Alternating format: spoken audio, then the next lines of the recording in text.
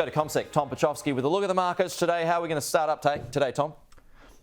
Pete, good morning. We're going to take a step lower this morning at the start of trade. The futures are telling us that the ASX 200 should be down by around 0.6%, largely reflecting the fortunes of what took place on Wall Street, Pete. So you might recall yesterday we saw the US Fed raise rates by 0.25% as widely expected, but there were some cooing noises about the prospect of the Fed perhaps easing up in their campaign of rate hikes, and that saw the market sort of bask in a warm glow for about 5 minutes. But last night we saw a trifecta of stronger than expected economic outcomes that kind of put that notion firmly to one side. So we had some much better than expected figures on the performance of the US economy in the second quarter. So it expanded at a 2.4% annualised rate. That was well ahead of the 1.8% that economists had forecast. So that was the first of the better economic readings. Durable goods orders, Pete. So this is a really interesting measure because it captures anything from a microwave oven to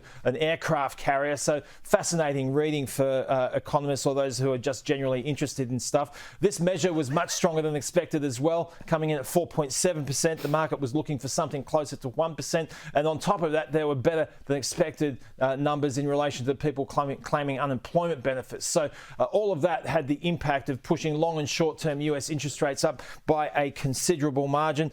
In the case of a 10-year government bond, it was up by about 15 basis points. So that doesn't sound like much, but it's a big move. And that was what scuttled stocks. So we saw the S&P 500 down by about 2/3%, the NASDAQ down by 0.5%. So that's why we'll be running into some headwinds today. Okay, Tom Piotrowski, appreciate that. Thank